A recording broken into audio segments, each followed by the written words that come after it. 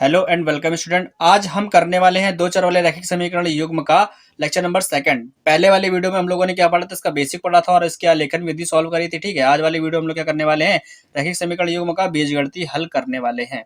हमने कल बताया था कि ये वाला जो टॉपिक है ये इंपॉर्टेंट होगा, ये वाला वीडियो इंपॉर्टेंट होने वाला है। क्यों? क्योंकि इसमें दो तीन विधि हम लोग पढ़ने वाले हैं जो इन पर डिपेंडेंट एक दो क्वेश्चन भी करेंगे। ठीक, तो हमारा प्रतिस्थापन विधि, विलोपन विधि और वज्र गुणनखंड विधि, ये वज्र गुणन विधि, ये तीनों विधियों के क्वेश्चन आज हम जानेंगे और इन तीनों में से कोई ना कोई एक जरूर बोर्ड एग्जाम में आता ही है।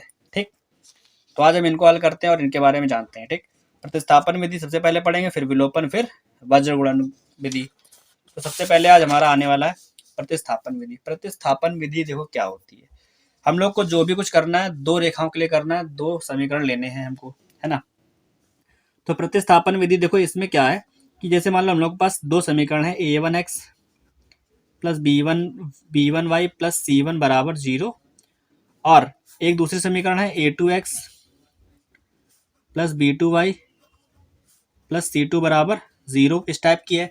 तो पहले वाले समीकरण में से किसी एक चर का हम लोग क्या निकाल लेते हैं, वैल्यू निकाल लेते हैं। मान लो इससे हम लोग अगर एक्स का वैल्यू निकालें तो क्या निकलेगा, a1x बराबर इन दोनों को उधर भेज दो तो माइनस का b1y प्लस c1 हो जाएगा, और यहाँ से x का मान क्या निकलेगा, माइनस का b1y, ये b1 है, प्लस c1 अपॉन में a1, ये आएगा। यहाँ पर से हम लोग x का वैल्यू निकालेंगे और सेकंड वाली इक्वेशन में पुट कर देंगे। तो सेकंड वाली इक्वेशन में ये जैसे a2 लिखा है तो a2 के बगल में x का वैल्यू रख दो, यहाँ से क्या निकला था, माइनस का b1y plus c1 upon a1। ठीक है, और ये पूरा लिख दो b2y प्लस c2 बराबर 0। अब देखो इस वाले से हमने x का वैल्यू उठा के इसमें पुट कर दिया, तो अब ये वाली इक्वेशन जो है पूरी y में आ गई। यहाँ पर भी y, यहाँ पर भी y। यहाँ पर a1 b1 c1 a2 b2 c2 की जगह पे कुछ ना कुछ वैल्यू दिए होंगे, उनको सॉल्व करेंगे, रखेंगे तो यहाँ से हमको y का वैल्यू मिल जाएगा, और जब यहाँ से y का मान मिलेगा उसको उठा के यहाँ रख देंगे, यहाँ से हमको x का मान भी मिल जाएगा। ठीक, तो ये प्रतिस्थापन विधि का जो हल है वो है। अब इसी चीज को अगर हम लोग एक क्वेश्चन से करते हैं तो ठीक है, क्वेश्चन से करेंगे तो जाहिर सी बात है हम लोग को ये चीज ज्यादा अच्छे से समझ में आएगी, है ना। तो इसके लिए हमने क्वेश्चन भी ले रखा है, एक या दो लिए हैं। ठीक, देखते हैं इसको कैसे हल करते हैं। जैसे मान लो हम लोग पास एक समीकरण ये दिया, दूसरा ये है, हम लोग मान लेते हैं पहली इक्वेशन है, सेकंड इक्वेशन है। ठीक है, पहली इक्वेशन से क्या करते हैं, एक्स का मान निकालते हैं, या तो दूसरे से निकाल लो, किसी से भी निकाल लो, हम लोग को काम करना ही है। तो एक काम करते हैं, दूसरी इक्वेशन ले लेते हैं, एक्स माइनस वाई बराबर 4 है ना। अब इससे क्या करते हैं, एक्स का मान निकालोगे तो क्या निकलेगा, वाई उधर भेज दो तो वाई प्लस 4 हो जाएगा, है ना। अब क्या करेंगे, अब हम लोग फ्रॉम इक्वेशन फर्स्ट यानी कि इक्वेशन एक में इसका मान रख देंगे। इक्वेशन एक है क्या, एक्स प्लस वाई बराबर 14, ये हमारी इक्वेशन पहली वाली थी। एक्स का मान उठा के इसमें रखो जरा, एक्स की जगह पे वाई का ये मान रख दो वाई प्लस 4, तो एक्स की जगह पे लिख देंगे वाई प्लस 4, और ये पहले से वाई लिखा हुआ बराबर में 14, ये आया। ठीक है, तो वाई और वाई कितना हो गया, 2y। 4 को उधर ले जाओ तो 10 में से 4 चला जाएगा, कितना 14 में से 4 चला गया, 10 बचेगा। 2 से कट कर दो तो 2 5 10, वाई का मान कितना आ गया, 5 आ गया। वाई का मान हमें मिल गया 5। अब यहाँ पर एक्स का मान कितना था, वाई प्लस 4, तो एक्स का मान कितना आ जाएगा, वाई की जगह पर रख देंगे 5, तो 5 प्लस 4 यानी कि एक्स का मान आ गया 9। ठीक है, तो हमें यहाँ से एक्स का मान भी मिल गया और वाई का मान भी मिल गया, 5 और 9। ठीक है, तो हमारे दोनों आंसर आ गए, है ना। प्रतिस्थापन विधि से हल करा तो हमने देखो इतना छोटा तरीका था, आराम से सॉल्व हो गया। ठीक है, छोटा सा तरीका था, आराम से सॉल्व हो गया। ठीक, अब हम लोग इसका एक अच्छा सा क्वेश्चन लेते हैं और उसको भी देखते हैं। मान लो ये तो सरल क्वेश्चन था, काफी छोटा था, लेकिन अगर क्वेश्चन अच्छा है, इस टाइप का आ जाए तो कैसे करोगे प्रतिस्थापन विधि से। इसमें भी सेम काम करना है। ठीक, यानी कि पहले हमको किसी एक समीकरण से किसी एक चर का मान निकालना है, दूसरे वाले में रख देना है, फिर सॉल्व करना है। तो यही करो इसमें भी, इक्वेशन फर्स्ट और इक्वेशन सेकंड है। ठीक है, तो इसमें हम लोग क्या करते हैं, इक्वेशन फर्स्ट को ले लेते हैं, 3x/2 माइनस का 5y/3 बराबर -2। इसको हल करके यहाँ से x का मान निकाल के इक्वेशन दूसरी में रखेंगे और सॉल्व करेंगे। ओके, प्रतिस्थापन विधि ही है ये। प्रतिस्थापन विधि का मान पहले एक से x का मान निकालो, दूसरे में रखो। ठीक है, ये है प्रतिस्थापन। तो करते हैं, देखो इस वाले पार्ट को पूरा उधर भेज दो, यहाँ से x का मान निकालते हैं हम लोग, तो 3x/2, 5y/3 को उधर भेजेंगे तो 5y/3 यहाँ पर प्लस का हो जाएगा, ये -2 यहाँ पहले से था तो ये लिखा है ना। अब इस 2 को क्या करो, इसको सॉल्व करो थोड़ा। 3x/2 बराबर, यहाँ पर 3 एल्सियम ले लो, कितना हो जाएगा, 5y - 6 हो गया। ठीक है, अब इस 2 को ऊपर भेजो, 3 को नीचे भेज दो, x का वैल्यू निकल आएगा। x बराबर ऊपर 2 गया तो 5y माइनस का 6 अपॉन में 3 का 3 में गुणा कराओ 9। हमको x का मान ये मिल गया है। ठीक, अब इस x का मान उठा करके दूसरे वाले समीकरण में रख दो। तो यहाँ लिखो फ्रॉम इक्वेशन सेकेंड। ठीक है, from equation second. Equation second क्या है यहाँ पे, x/3 प्लस y/2 बराबर 13/6। ओके, तो यहाँ पर x का मान रखना है। सबसे पहले हम लोग इसको थोड़ा सॉल्व कर लेते हैं, तो है ना। तो यहाँ पर क्या हो जाएगा, x का मान ही रख दो यहाँ से उठा के। यहाँ पे क्या 2 है, x का मान कितना है 2, 5y माइनस 6 अपॉन में 9, और ये 3 अपॉन में था ना, तो 3 इसके साथ में आ जाएगा, प्लस ये y/2 है, तो ये y/2 बराबर में 13/6 हो गया। अब इसको हल कर लेंगे तो यहाँ से केवल y का मान निकल के आएगा। ठीक है, अब इसको सॉल्व करते हैं। देखो, तो हमारे यहाँ पर क्या है, 9 3 27 हो गया, y/2 है ना। तो हल करो, इस 2 को अंदर भेजो जरा, तो 10y माइनस का 12 अपॉन में 27 प्लस y/2 बराबर 13/6। ये आ गया हमारा, है ना। अब इन दोनों के लिए एलसीएम क्या निकलेगा भाई, 27 और ये 27 और 2 का 54 ही ले सकते हैं हम लोग, और कुछ भी नहीं ले सकते।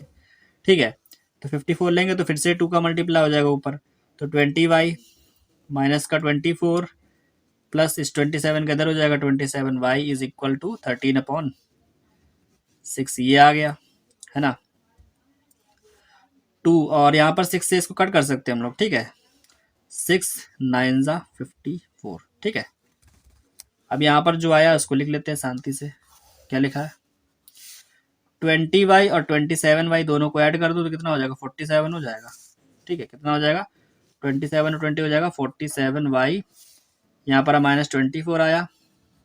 ठीक, अपॉन में 9 है, अपॉन में 9 इक्वल में 13, ये आ गया। 9 का मल्टीप्लाई 13 से करा दो तो 47y माइनस का 24 बराबर 117 आ गया, और इस 24 को इधर भेज दो तो 47y इज इक्वल 117, उधर जाके प्लस का 24 हो गया, इसको ऐड करो जरा, तो 7 4 कितना 11 और 2 1 3 1 4 और ये 141 आ गया, और ये हमारा हो गया 47। आई थिंक 47 3 ज़ा 141 होता है। ठीक है, 47y है ये हमारा, 47 का 3 टाइम्स मल्टीप्लाई करोगे तो ये आएगा 141, तो y का वैल्यू हमको यहाँ से मिल जाएगा 3। ओके, इसको कैंसिल आउट करेंगे तो y का वैल्यू कितना मिलेगा 3, तो हमारा y वाला आंसर आ गया। हमको चाहिए x भी, तो y का वैल्यू कितना है 3, उठा करके इसमें पुट कर दो। ठीक है, तो यहाँ पर आ गया at y is equal 3, y का मान 3 है तो यहाँ रखो जरा, x बराबर 2 और 5 गुणे 3 माइनस 6/9। हल करो तो यहाँ पर 5 15 हो गया, 15 में से 6 गया तो 9, यानी कि 2 इंटू 9 अपॉन में 9, ये 9 से 9 खत्म। x का मान कितना मिलेगा, x का मान मिलेगा हमको यहाँ से 2। ठीक है, तो यहाँ पे जो x का मान आ गया हमारा, ठीक है, ये हमारा क्या आंसर है, ये एक x का मान 2 आ गया और y का मान कितना था हमारा 3, तो ये दोनों हमारे क्या आंसर है। ठीक है, तो प्रतिस्थापन विधि से एक सरल क्वेश्चन भी पढ़ा हमने, एक अच्छा सा क्वेश्चन भी पढ़ा, थोड़ा बड़ा सा क्वेश्चन। ठीक है, तो ये दोनों ही क्वेश्चन आपके फायदे के लिए ही थे, क्योंकि अगर सरल क्वेश्चन नहीं लगाओगे, कठिन नहीं लगाओगे तो बोर्ड में क्या करोगे। ठीक, तो प्रतिस्थापन विधि से हमने 2 क्वेश्चन सॉल्व कर लिए हैं। ठीक, अब हम लोग चलते हैं विलोपन विधि पर। विलोपन विधि क्या होती है, इसको हम लोग किसी दूसरे तरीके से नहीं बल्कि क्वेश्चन से ही समझाएंगे। ठीक, हमने क्वेश्चन ले रखा है और इसको इसी विधि से बताएंगे क्वेश्चन में। देखो क्या होता है विलोपन विधि। विलोपन विधि में क्या करते हैं हम लोग, या तो देखो दोनों में दो क्या चर है, तो हम लोग क्या करते हैं, दोनों में से किसी एक चर का गुणांक, दोनों समीकरणों में किसी एक चर का गुणांक बराबर कर लेते हैं। कैसे, मल्टीप्लाई करके। देखो यहाँ पर क्या x की जगह पर 3 लिखा है x के साथ में, यहाँ पे x के साथ में 2 लिखा है, यहाँ पर y के साथ में 4 लिखा है, यहाँ पे y के साथ में 2।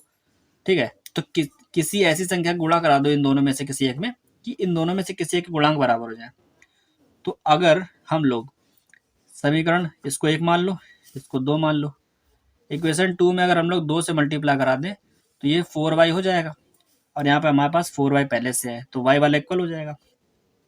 तो इसमें 2 से मल्टीप्लाई करा के लिखो, पहली समीकरण हमारी क्या है 3x प्लस 4y बराबर 10, और दूसरी वाली क्या है मल्टीप्लाई कराओ जरा, तो पूरी समीकरण में 2 से मल्टीप्लाई करो, 2 दूनी 4x, फिर इसका इसमें कराओ, 2 दूनी 4y माइनस का 4y हो गया बराबर में 2 दूनी 4, ये भी 4 हो गया हमारा, है ना। अब ये हमारी इक्वेशन फर्स्ट थी, ये हमारी सेकंड थी। अब इक्वेशन फर्स्ट प्लस सेकंड कर देंगे, ठीक है। इक्वेशन फर्स्ट प्लस सेकंड दोनों को जोड़ दो, जब दोनों को जोड़ेंगे तो 4y प्लस का और ये माइनस का कैंसिल हो जाएगा, 3x प्लस 4x 7x हो गया बराबर में 10 4 14 हो गया। 7 से काट दो 14 को, x बराबर कितना है 2, क्योंकि 7 से काटो 2 बार में कटेगा ये। x का मान हमारा आ गया 2। अब इस x के मान को उठा करके इन दोनों में से किसी भी इक्वेशन में रख दो, आंसर आ जाएगा, है ना। तो हम लोग क्या करते हैं, फ्रॉम इक्वेशन फर्स्ट, यानी कि पहली वाली इक्वेशन में रखते हैं इसका मान। ये जो हम लोगों ने यहाँ से काट दिया है, केवल x बचा ना, इसी को बोलते हैं विलोपन करना। हमने y वाले को विलुप्त कर दिया पूरी तरह से, तो x आ गया, x का वैल्यू हमने निकाल लिया है। अब इसका मान उठा के किसी एक इक्वेशन रख दो, तो फ्रॉम इक्वेशन फर्स्ट किया हमने, इक्वेशन फर्स्ट क्या 3x प्लस 4y बराबर 10 है, तो यहाँ पर लिखो 3x प्लस 4y बराबर 10, और x का मान कितना है 2, इसमें रख दो, तो 3 गुणे 2 प्लस 4y बराबर 10, 3 दूनी कितना होगा 6 प्लस 4y बराबर 10 है। हल करो इसको जरा, 6 उधर भेज दो, 10 में से 6 चला गया, 4 बचेगा, 4y बराबर 4 आया, y से y कैंसिल, y का मान कितना आ गया 1, तो हमारा y का मान 1 आ गया, और x का मान कितना आया था 2, जो कि ऊपर लिखा हुआ है यहाँ पर। हमारे दोनों ही मान आ गए विलोपन विधि से। तो विलोपन विधि का अगर क्वेश्चन समझ में आया तो अच्छी बात है, क्योंकि ये क्वेश्चन भी पेपर में आता है, मैंने काफ़ी बार देखा हुआ है। तो ये x और y के मान विलोपन विधि से निकालना भी आसान होता है। इसमें कोएफिशिएंट इक्वल करने होते हैं, यानी कि किसी भी के भी गुणनखंडों को बराबर करके, गुणनों को बराबर करके इसको सॉल्व कर सकते हैं, ठीक। ऐसे क्वेश्चन की आप प्रैक्टिस करोगे तभी ज़्यादा क्वेश्चन आएंगे, ठीक है। तो विलोपन विधि में हम लोग एक ही क्वेश्चन रखते हैं, क्योंकि सारे के सारे इसी टाइप से होने, किसी न किसी का मल्टीप्लाई करा के x का या तो y का गुणांक बराबर करो। यहाँ पे y का बराबर कर लिया था हम लोगों ने, वैसे आपको दूसरे क्वेश्चन में दूसरे तरीके से करना होगा, ठीक। चलते हैं हम लोग अब वज्र गुणनखंड विधि पर, और उसका भी एक क्वेश्चन करते हैं, ठीक है। जानते हैं कि वज्र गुणनखंड विधि क्या है, ठीक। देखो वज्र गुणनखंड, जो वज्र गुणन विधि है, उसको हल करने से पहले जानना हमको कि आखिर होते कैसे, कैसे किया जाता है इसमें। तो सबसे पहले हमारे पास दो रेखाएं होंगी, a1x plus b1y plus c1 बराबर 0, a2x प्लस b2y, है ना, प्लस c2 बराबर 0। ये हमारे पास दो रेखाएं हैं। वज्र गुणन आखिर होता क्या, उसको लिखेंगे कैसे, देखो x बराबर y बराबर 1, ठीक है। इस टाइप से हम लोग लिखते हैं समीकरण को, है ना। और हल कैसे करते हैं, देखो x के अपॉन में क्या आता है हमारा, b1 b2 से शुरू होता है मामला, कहाँ से b1 b2, तो b1 b2 के बाद c1 c2 आता है, फिर c1 c2 के बाद a1 a2 आता है, और फिर a1 a2 के बाद क्या आता है b1 b2, ठीक है। फिर से तो इसको इस टाइप से लिख लो, इनका क्रॉस में मल्टीप्लाई कराओ, जब इधर इधर कराओ, ठीक है, इधर भी कराओ क्रॉस मल्टीप्लाई, ठीक।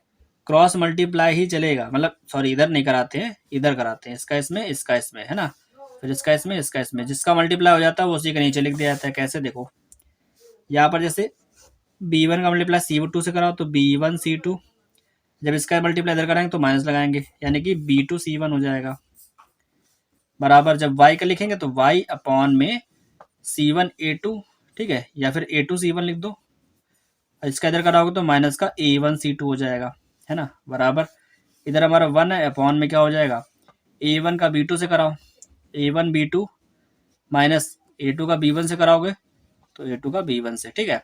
अब ये जो a1 b1 a2 b2 के मान है यहाँ रख देंगे, तो x बराबर y बराबर हमको कुछ मिल जाएगा, इसको इसके बराबर करेंगे तो x का मान आएगा, इसको इसके बराबर कर देंगे तो y का मान आ जाएगा, ठीक। तो इस टाइप का कुछ हमारे पास अरेंजमेंट मिलेगा, जिसको हम लोग सॉल्व कर सकते हैं क्वेश्चन की हेल्प से बहुत ही अच्छे तरीके से, ठीक। तो चलो हम लोग इस टाइप के क्वेश्चन करते हैं और देखते हैं कि कैसे होते हैं, ठीक है।